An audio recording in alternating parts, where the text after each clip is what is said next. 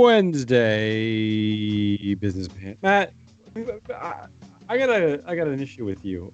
I gave you a picture. I took the tie off. I don't wear a tie. Who's ever seen me wearing a tie? Look, that was commissioned art by I John know. Well, Walsh, that an excellent artist, and John Walsh, you're dead to me. you're impugning his work. And if you want, I can put in a phone call and tell him he's a terrible artist Yeah, you and should. no one cares about him John, at John all. Walsh. I know you're listening. I align with you Suspect. mentally, but I even follow your Twitter feed and all your ramblings because you're a bit of a lunatic. But you should know that I would never wear a tie. I'm not Emma's dad. Okay. All right. I'm all. Or what's going on? Who are you? Who That's am fine. It's I? Wednesday, November 18th, 2020. I'm Damien Rallis. That's Mark Mascardi. We are Free Float Media. We And endeavor to make the yeah. business news suck less than it needs to. Well, wait. Then it needs to, because Well, that's a broad brush.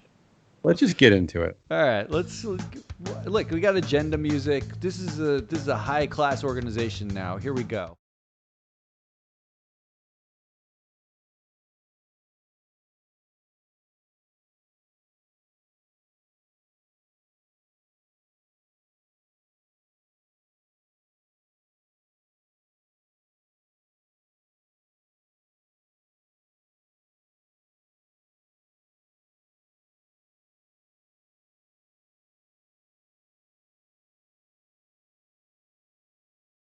Maybe is Emma around for us to do Emma time? She's with us today, right?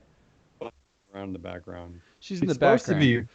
She's supposed to be running the show, but it looks like you're still running the show. I have to run the show right now because I'm the only one capable. Our production crew is. Yeah. And it gives you an excuse in post production when I say, "Why were your points of view so boring and unresearched?" And you can say, "Well, because I had to I spent change the 8 years changing slides. But look at All right. this. Watch this. No, it's beautiful. Unveiling the beautiful timers now. You got timers. Amazing. You got everything. So let's get into this thing. We'll Do it. bring Emma in the end. All right, ready?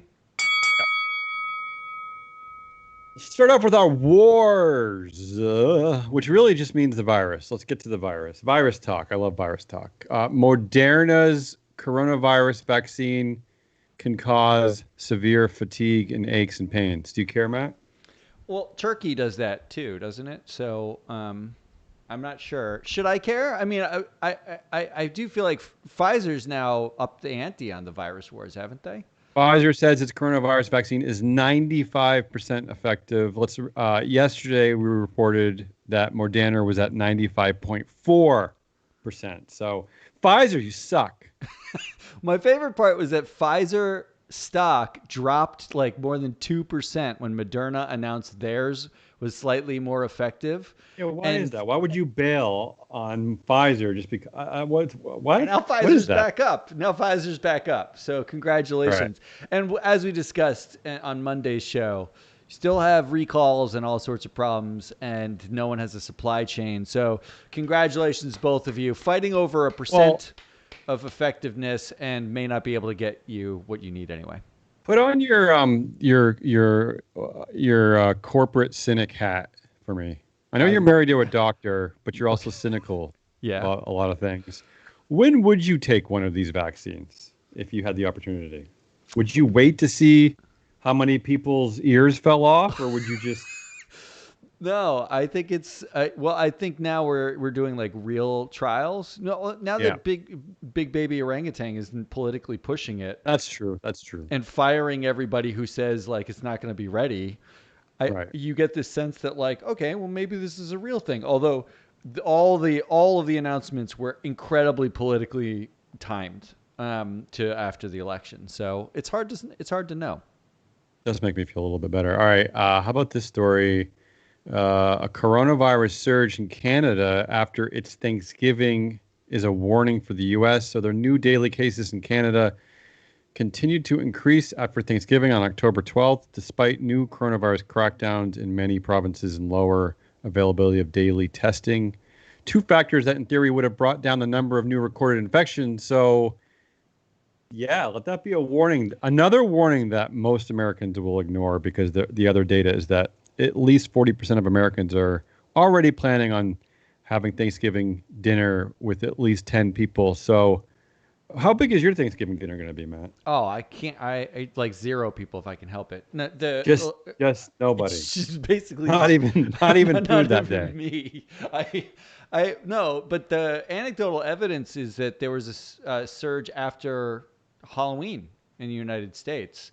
Like, I don't understand how people can hate other people so much and still want to get together with so many of them. It just doesn't make any sense to me. But it doesn't work with coronavirus. Don't, I'm talking to you, America. Don't see anyone. It's not that important. Maybe Emma can send through the chat how many people are coming to her dinner. I want to see if she's going to ruin America. Finally, oh no, two more stories. Virus. The first cruise line to resume Caribbean trips just canceled all 2020 cruises after an outbreak infected seven passengers. Yes, Yeah, it took like Sea eight Dream. seconds. The Sea Dream was able to restart cruises despite CDC guidelines because its ships are small and it's not based in the U.S. But then they immediately canceled their cruising schedule because of an outbreak. So there you go. It's unbelievable. Like this is, I know nobody wants to be locked down. Nobody wants this virus to I exist. don't. I don't really But care. nobody should want cruises. If there's an industry, I know everyone wants oil and gas to be gone. Like the woke data community would love for oil and gas and tobacco, those to be gone. Cruises should be much higher on that list. What a useless sector. Finally, this is a perplexing one. Christmas always wins, is the takeaway from this. Travel rules have been relaxed for people arriving in England to work on poultry farms to ensure there's enough turkey available for Christmas dinners. Seasonal workers from abroad can start work straight away during their 14-day quarantine. Uh, because the transport secretary said the new measures will ensure food producers can keep up with the Christmas demands. Good. It's like Tyson Foods What all the over. Nicely living? done. What is wrong? What is happening? We need Beyond Meat more than ever. That's all I can say. Ridiculous. And Emma has chimed in. It sounds like that she has an unnecessarily large Thanksgiving dinner of seven people, four in her family and three others. So she will then send those three others onto the highways of New England, and they can spread They their can spread their disgusting COVID juice everywhere. COVID. Yeah, Thanks, thank Emma. you, Emma. All right, let's go to big data. The Bring big it. news this is really the big story of the day, I suppose, is that Facebook CEO Mark Zuckerberg and Twitter CEO Jack Dorsey made their second appearance before the Senate. That was yesterday, in less than a month, to defend the legal liability shield that underpins their business model. So I just have a bunch of random stuff for you, Matt. Feel free to stop me anytime. Otherwise, I'll keep going. Uh, Zuck said there should be liability for some content on Oh, its yeah, site, yeah, of but course. that it still shouldn't be regulated as news publishers are. A move that has emerged amid the ongoing discussion around Section 230 revision. So, Section 230, as you know, is an internet law that shields online platforms from being liable for content that people post.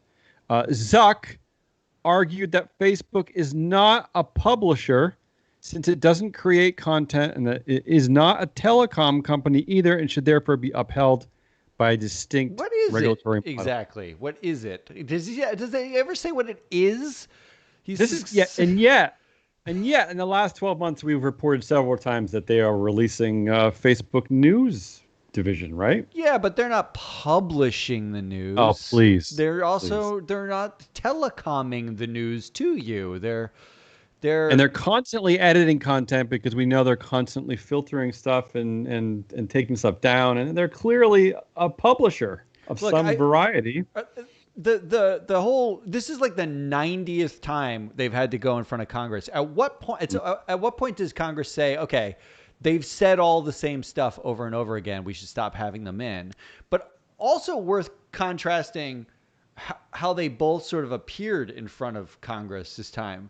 where Jack Dorsey literally looked like he just got out of his dungeon cave billionaire dwelling and saw light for the first time. And Mark Zuckerberg looked like there's a reason why he was wearing so much sunscreen in those pictures, because he looked a little like Big Baby Trump in his orangeness.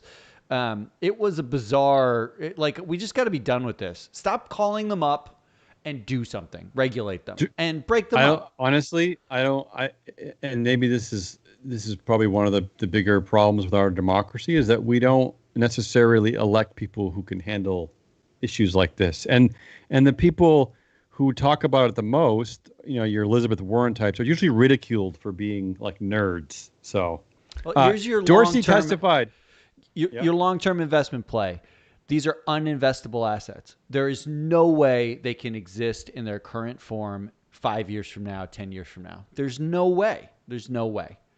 Dorsey testified that Twitter removed some 300,000 election-related tweets between October 27th and November 11th, representing 0.2% of all election-related tweets on the platform.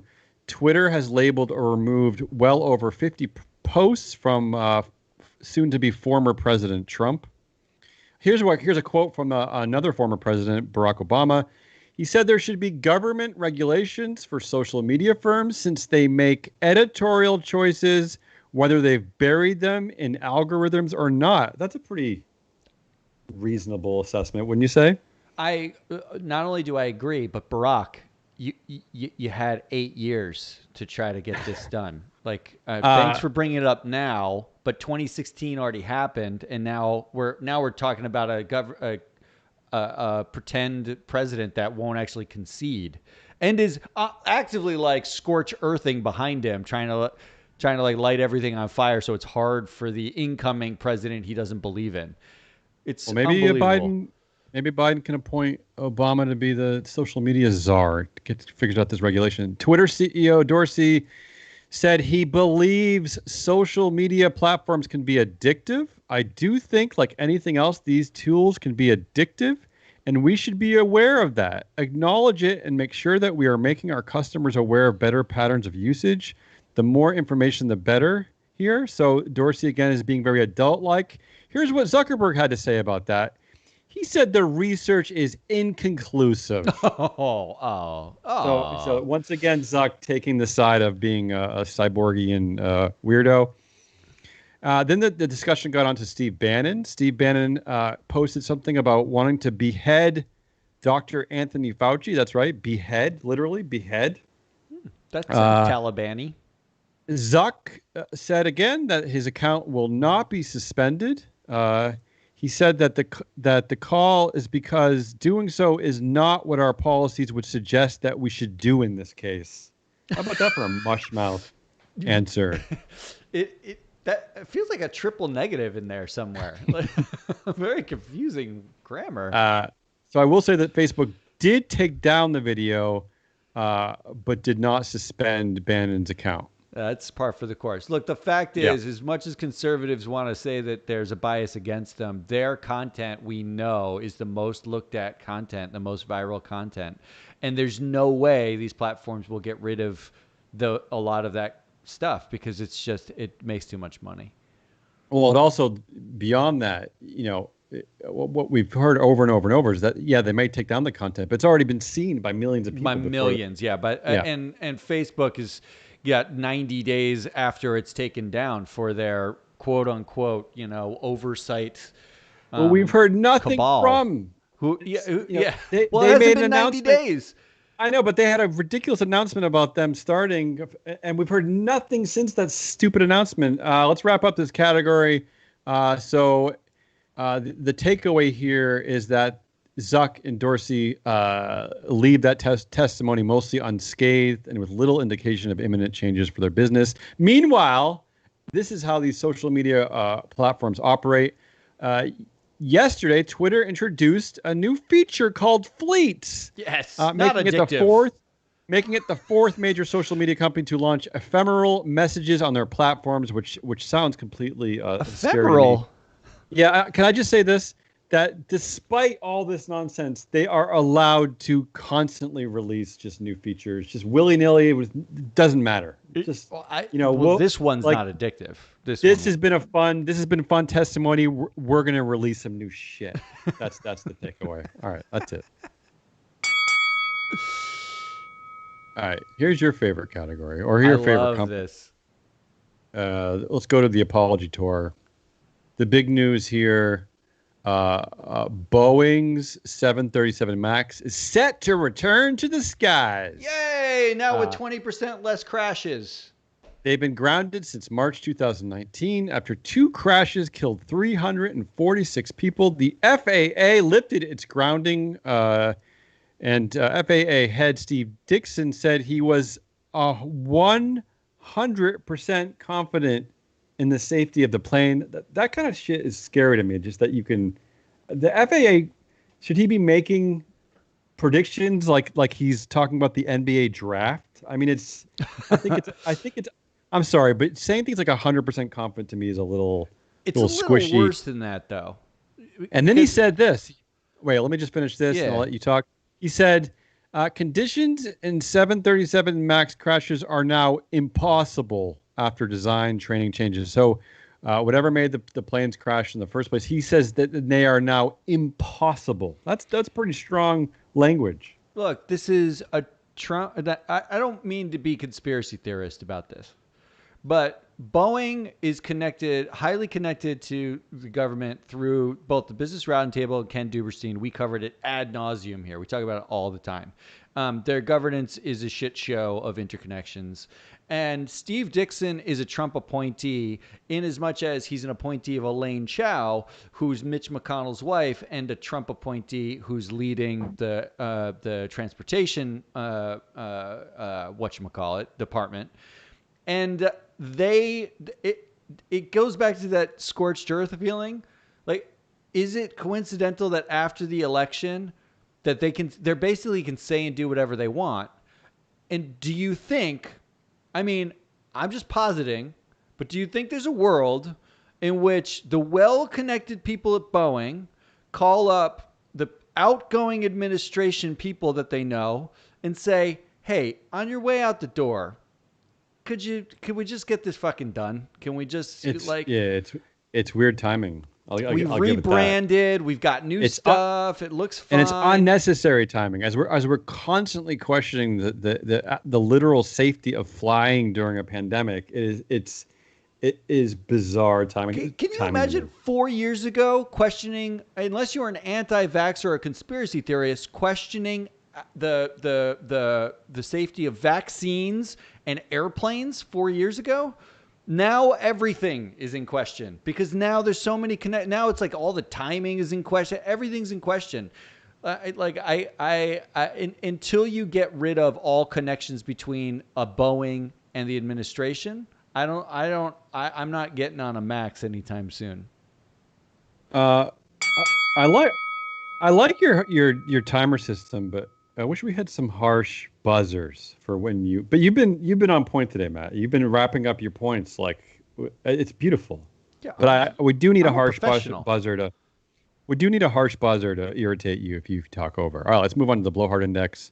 Our 2 favorite blowhards, Elon Musk and Bill Gates. Let's start with Musk. First of all, Tesla will now join the S&P 500 in December after being snubbed earlier this year. Here's what Jim Cramer had to say about that. He's saying that given the electric vehicle company's size, adding it to the index is no easy feat. He said about index provider S&P Dow Jones, he said, I think they're baffled. I really don't think they know how to handle this. What does that mean? I don't know what he's talking about. Do you know what that means? Yeah, well, so when you get added to an index, all the index funds and all the underlying, anyone pegged to an index has to now include you in their portfolio or include you in consideration. You're part of a benchmark. So it means usually when you add to an index, there's a sudden influx of money. And I think they're baffled because they don't know how they're going to handle a company like Tesla, who barely is profitable, who's highly traded, but actually not that large as a company. Where do you put them? How do you slot them in? How do you phase it in? Do you just let the money rush into Tesla when it's already rushed in? I mean, a lot of the reason why Tesla's a conversation at all is because Robinhood, traders have basically made Tesla, they've decoupled it from actually what they make, anything fundamental. And Kramer talks about that all the time too. The blowhards have no idea how to deal with Tesla at all, and that's true of now. It's just twisted everything up.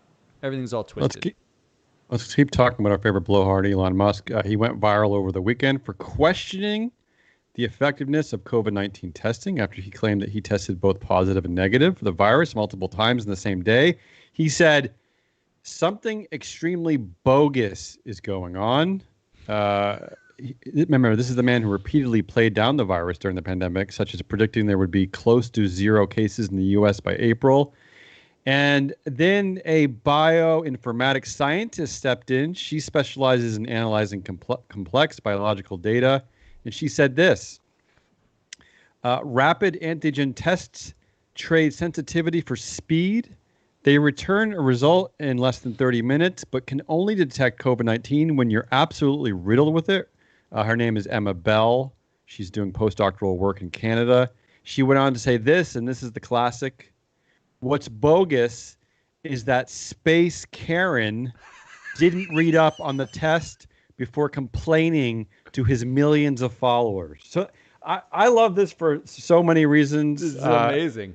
But not only does it point out like how this age of blowhards that we're in, and how and that Musk is just complaining and doesn't actually read what's going on, but that the age of social media too, right? How you can broadcast this bogus information so quickly to millions of people. I just think she nailed it. I love her. Emma I just Bell, like that she I called love him you. Space Karen. Space Karen. That's the name of the I'm year. all I mean, in. it's perfect. All right, finally, in our blowhard index, Bill Gates is predicting that business travel and office work won't return to pre-pandemic levels in the future. He said this: my prediction would be that over 50% of business travel and over 30% of days in the office will go away. Yeah. I love you, Bill Gates. But I mean, like, he's a little self-interested there, right? Because didn't Microsoft invent the virtual commute just recently? So I'm not sure. Who can you trust anymore? In a strange coincidence, I should let the listening audience know that Emma Bell is also the nickname of our production assistant. How about that? Oh, that's nice. All right, let's CEOs rule. We have one little story here. I don't know what to make of this one because it's like, I don't know. I don't know. This is an interesting one. Walmart CEO Doug McMillan congratulates President-elect Biden during an earnings call. I know this shouldn't be news, but of course it is in this bizarre political climate we live in here in the United States. I remind people that he is not only the CEO of Walmart, but he also chairs the Business Round. You want to take care of all stakeholders. So he said this: I want to wrap up by saying congratulations to President-elect Biden. We look forward to working with the administration and Congress to move the country forward and solve issues on behalf of our associates, customers, and other stakeholders. Why is this big news? Because he just drew a line in the sand, right? Because no Republicans are congratulating Biden. Very few CEOs are really coming out. I don't know. This just strikes me as interesting. I know maybe it's not, but what do you think? 0 CEOs have come out and said that they're waiting for the Trump administration. What the CEOs want is predictability, and they know the inevitable, right? There is an understanding that all of this bluster and whether the electorate becomes disenfranchised and whether there's a coup in the streets, what they really want is just to have a sense of like who the next president is and follow the same procedures they've always followed. And that's for the Business Roundtable. That's for Doug McMillan and Walmart. Every CEO is exactly the same way. And they have to, because the Business Roundtable has to start lining up to lobby the incoming Biden administration. They have to stop lobbying one administration and start lobbying another administration. In order to do that, they have to acknowledge openly that the new administration is coming and the old administration gets no money. So that's how it has to happen. I'm not surprised. I got two things to say. First of all, that S in CEO's rule should be smaller. And second of all, should we call Doug Mcmillan Dougie Fresh? Can we call him Big Dougie Fresh? Do we have to just call him Let's Dougie move Fresh? on. It's Emma time, which means Emma we're almost at the end. So for those of you time. who hate our show, that means you're almost at the end. Emma, I asked Emma on Monday, you got the Emma feed up? Emma's up. Hi. Hello, Emma Bell. Listen, I Hello. asked Emma on Monday to follow up on some research. We were arguing about who was creepier, iPhone or Android, who was tracking us more, who's secretly stealing more of our data. Emma, did you follow up on this question? I did. And the results were very interesting. The main piece of information that I pulled was from a Slate article called The List of Evil, which is the top 30 most evil American corporations. Okay. Are we on there, first of all? Is Free Float Media on Free there? Float Media is number Yeah. 32. We're just off 32. the list. Okay, miss. Okay, go ahead, Emma. So both Alphabet, being Google, and Apple were in the top 10. Okay. Can you guess which one they ranked higher? I mean, Facebook has got to be the worst. Facebook's the worst, but I'm guessing Google's higher than Apple. Oh, between the two. Which one's ranked higher? I would think Google's ranked higher. Okay, Google, that's correct. Google was ranked, Alphabet was ranked as number 3. You are wrong about who they ranked as number 1, though. Who would that be? Who's the other one? Twitter? I mean, you can't Twitter. possibly No. say Twitter's Oh, worst. Amazon. Definitely Amazon. Yes. Oh, Amazon. Thank you, All right. Damien. Darth Yeah. Hefe. So 1, 2, 3 went Amazon, Facebook, Google. And Okay. then Apple was number 6, actually. All right. Can you guess who was above it? It's funny. You're going to think it's funny. Halliburton? No, it still exists. No. Come on. Nobody talks about Halliburton anymore. McDonald's. I mean, No. no, you tell. Uber was number 5. Oh, and yeah. Palantir was number 4. Yeah. Yeah. IPO All right. at number 4. All right, come on. Let's Yeah. stop the fun. Get to the point. iPhone versus So- Android. Do you have anything? So according to this list and according to a lot of the stuff that I read, the reason that people think that Google is more dangerous is because they actually have more access to information about us than Apple does. Like, Apple just doesn't nearly have the resources of and like the wealth of information that Google currently holds about people's personal preferences. Okay. So ultimately, and Apple apparently has fairly good encryption, and so that proves that privacy is at least a consideration for them, whereas Google makes no such promises and actively uses your information in a way that Apple doesn't. Okay, So this they're so much better very that they're only inconclusive. they're only 6th on the evil list instead of Right, so 3rd. this is- Only That's how much 6th. better they are. Right. Come Well, first on. of all, that's a made-up list. No offense, Slate. I actually read you, Slate, but come on, that's just a list. What is that? I want to hear the So criteria for that list. the criteria, well, so there's actually a couple of things. So they give like an example of like one evil thing that each company does. And so this list is also from January of 2020. So this is a while ago. But apparently at the time, Google used to have those weekly town halls, and they decided to nix those and make it, I think monthly. So they no longer have as much access. Like, they tried to make the Right. persona that That's because everyone had a say, and Right. but apparently That's that's gone because now. no one can figure out if it's on Google Meets or Google Duo or Google Hangouts or Google Chat or Gmail. Thank you, Emma. That's all I got, Matt. That was Business Pants. You are Damian Rallis. I'm Matt Mascardi. That was Emma over in the corner. If you're watching us on the live feed, The Damakosh. Emma Bell Damakosh. That's a mouthful. That's a lot of stuff going on. And we are Free Float Media. If you like what you heard, please subscribe and share. We're going to bring more of these shows. You see this production value that you're getting right now? You've never had production value like this from a show of like basically two people in a shed in their backyard. So you're going to get more of this coming very, very soon. And we'll be back at you on Friday with more content. Tomorrow we got our trading show. We're live streaming. What happened to Good Game and Biz Nuggets? We have to do all that stuff. We got Oh my God. those are everyone's favorite things. So we'll come back at you with more of that too. Right. Otherwise, Damien, I'll talk to you every second of every day. I'll talk to you later. Oh God.